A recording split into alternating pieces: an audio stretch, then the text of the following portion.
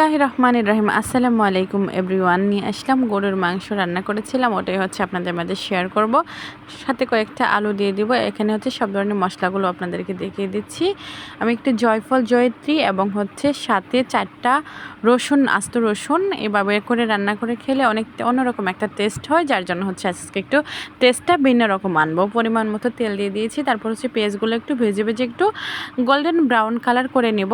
তো এখানে হচ্ছে আমি প্রথমত হচ্ছে এগুলো করে নিয়েছি, আর মশলাগুলো তো আপনাদেরকে দেখিয়ে দিয়েছি। যত ধরনের মশলা আসে সবসময় কিন্তু বলতে হবে এমন তো নয়, আমি কিন্তু ভিডিওতে দেখিয়েছি।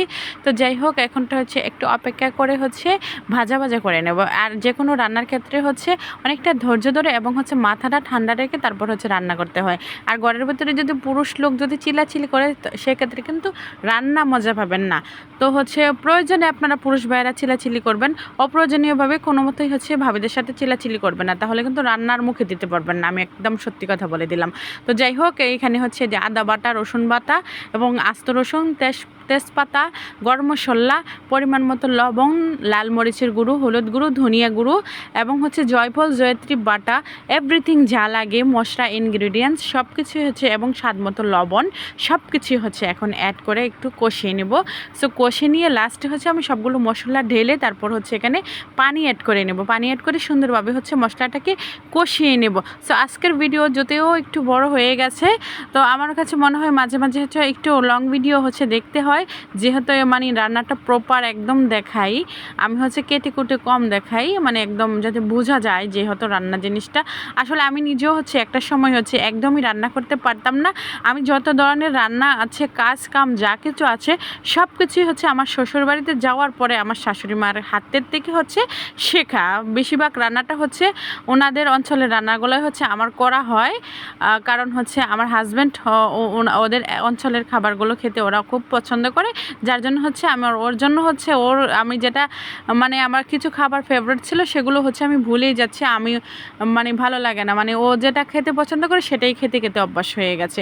আমাদের নারীদের মধ্যে কত চেঞ্জ এসে গেছে, তাই না? এরকম যদি মানে স্ত্রীর যে জিনিসটা ভালো লাগে না সেটা যদি স্বামী বুঝতো, তাহলে প্রত্যেকটা সংসারে সুখের এবং জান্নাত হয়ে যেত।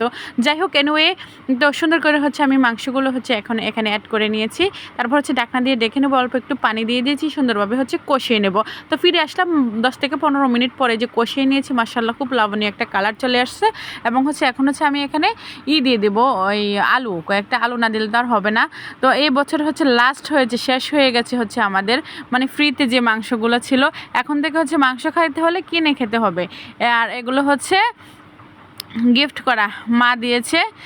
শাশুড়ি এসেছিলো তখন হচ্ছে এনেছিল, এক পাতিল রান্না করেছিলাম উনি থাকতে, আবার চলে গেছে। তো সেদিন ছিল। তো আমার ছেলে বলতেছে শুক্রবার আম্মু ভালো কিছু রান্না করতে হবে, মানে শুক্রবার আসলে হচ্ছে ওদের জন্য ভালো কিছু রান্না করতে হবে।